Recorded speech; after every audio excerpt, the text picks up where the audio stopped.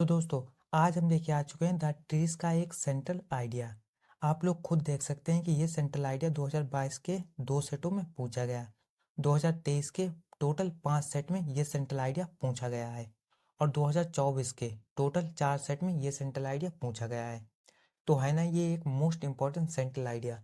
तो चलिए इस मोस्ट इम्पॉर्टेंट सेंट्रल आइडिया को बनाते हैं एक आसान सा सेंट्रल आइडिया जिसे आप आसानी से याद कर सकते हैं। लेकिन उससे पहले आपको कर देना है वीडियो को लाइक और चैनल को सब्सक्राइब। देखिए, ये रहा हमारा central idea. The poem the trees is composed by Adrienne Rich. एक एक करके आसानी से समझाते हैं। द पोयम यानी कविता, द ट्रीज इज है, कंपोज्ड यानी रचित, बाय द्वारा, एडियन रिच तो कविता द ट्रीज एडियन रिच के द्वारा रचित है। इन दिस पोयम इस कविता में द पोइट यानी कवि शोज दिखाना चाहता है।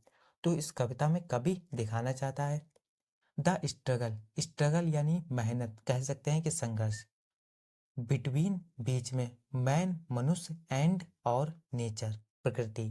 तो इस कविता में कवि मनुष्य और प्रकृति के बीच के संघर्ष को दिखाना चाहता है।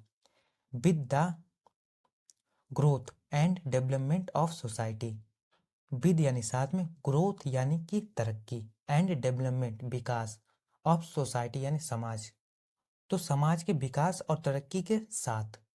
Human have used nature for their benefit, समझाते हैं। ह्यूमन मनुष्य हैव यूज्ड इस्तेमाल करता है, नेचर प्रकृति का, फॉर दियर बेनिफिट अपने लाभ के लिए। तो मनुष्य अपने लाभ के लिए प्रकृति का इस्तेमाल करता है। एंड और केस्ड यानी कि पहुंचाता है, अ लॉट ऑफ बहुत ही ज्यादा, हार्म यानी कि नुकसान और बहुत ही ज्यादा नुकसान पहुंचाता है, टू इट इसे, और इसे बहुत ही ज्यादा नुकसान पहुंचाता है। इट ऑर्डर्स यह अनुमति देता है, टू यूज इस्तेमाल करने का, नेचुरल रिसोर्सेज यानी प्राकृतिक संसाधनों का, और यह प्राकृतिक संसाधनों का इस्तेमाल करने का आदेश देता है। लाइक यानी जैसे, फॉरेस्ट हो गया यानी जंगल, एंड मिनरल्स यानी खनिज, ईटीसी आदि।